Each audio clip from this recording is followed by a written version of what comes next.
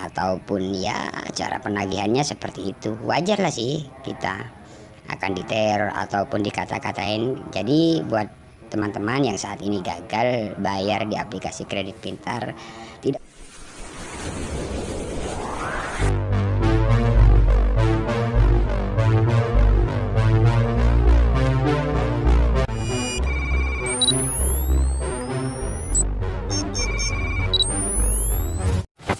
Assalamualaikum warahmatullahi wabarakatuh. Balik lagi di channel kami Markas Pinjol teman-teman ya. Oke teman-teman, seperti biasa di video kali ini saya akan berbagi lagi tentang gagal bayar di aplikasi kredit pintar ya. Dimana di aplikasi kredit pintar ini sudah terlambat 15 hari ya, atau sekitar 2 minggu ya. Jadi di video kali ini saya akan membahas seperti apa sih kalau kita gagal di aplikasi kredit pintar 2 minggu ya. Seperti itu. Jadi buat kalian yang saat ini gagal di aplikasi kredit pintar, kalian simak terus video ini ya. Jangan lupa like, komen, dan subscribe channel ini ya teman-teman, agar channel ini semakin berkembang dan selalu memberikan info-info tentang seputar gagal bayar pinjaman online. Oke teman-teman, tanpa basa-basi langsung saja di sini saya akan buka tagihan ya teman-teman. Nah, di sini oke teman-teman bisa lihat di sini ya, tagihan 2.908.000 sekian ya. Kemudian yang paling bawah ini teman-teman bisa lihat ya, 1 Juni ya, keterlambatan sudah 15 hari, total pinjaman 1.475.000 sekian. Jadi sudah 15 hari atau 2 minggu ya. Kemudian yang bawah ini karena tagihan kan ada 2 teman-teman ya, 5 Juni ya, keterlambatan 11 hari, jadi selisih 4 hari. Jadi kedua-duanya sudah terlambat. Nah, bagaimana sih kalau kita telat bayar di aplikasi kredit pintar?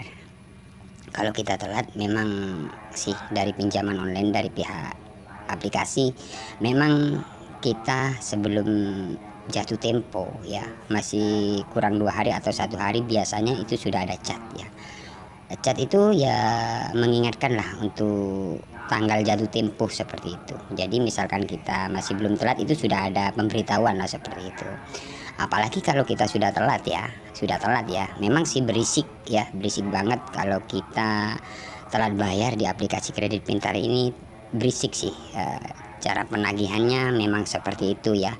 Kalau kami amati dari pinjaman online apapun ya, misalkan kita telat ya 1 hari, itu sudah berisik semua. Memang kita pinjam ke pinjaman online ini hanya modal KTP dan nomor WhatsApp saja kan.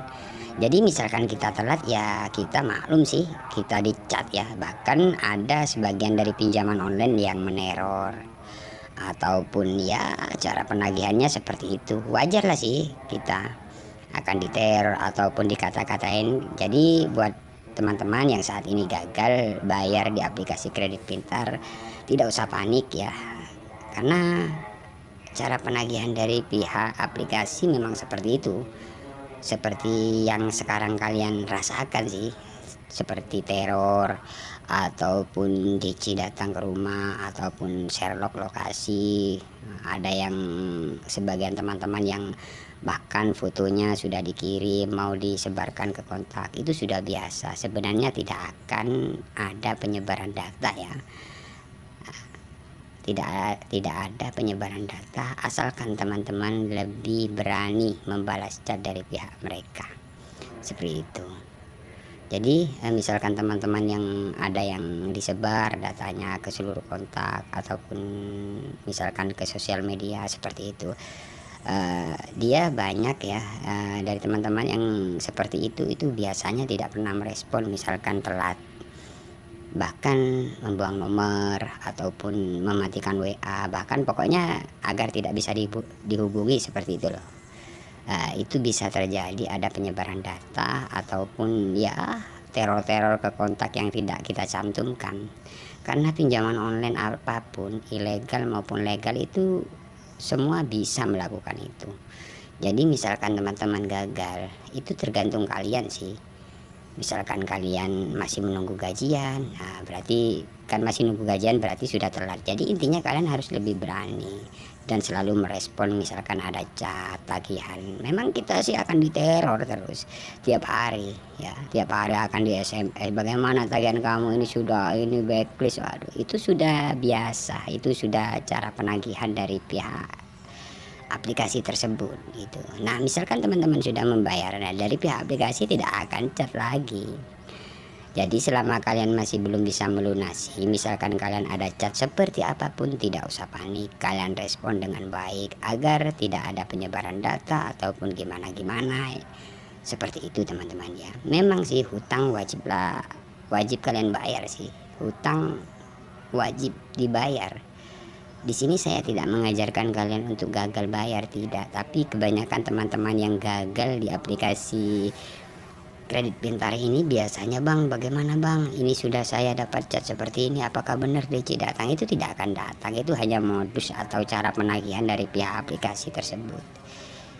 Nah makanya misalkan kalian masih belum mampu atau masih belum masih belum bisa bayar tagihan, misalkan masih nunggu 2 bulan atau 1 bulan, kalian respon dengan baik.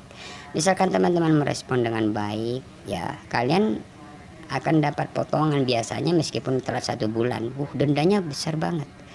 Tapi jikalau kalian sering merespon, kalian akan disuruh bayar pokoknya saja, jadi bunga itu ditutup. Nah makanya seperti itu, misalkan kalian gagal atau telat bayar, kalian hadapilah, tidak usah terlalu panik ya menghadapi. Memang seperti itu, gencar sih dari pihak aplikasi, gencar kalau kita sudah telat itu, bahkan 1 hari lebih dari 5 nomor, bahkan ada yang 10 nomor. Nah seperti itu jikalau kita gagal teman-teman ya. Jadi untuk keterlambatan 2 minggu ini masih belum ada DC ya, saya ingatkan lagi, masih belum ada DC ataupun penyebaran data, tidak ada. Karena kami selalu merespon, misalkan ada chat apapun tetap kami respon dengan baik seperti itu. Tidak usah terlalu takut ya, misalkan nggak ada uang ya, seperti itu ya. Oke, kiranya cukup sampai di sini saja teman-teman ya. Semoga video ini bermanfaat buat kalian yang saat ini gagal di pinjaman online ya. Jangan lupa like, komen, dan subscribe channel ini ya. Saya akhiri, assalamualaikum warahmatullahi wabarakatuh.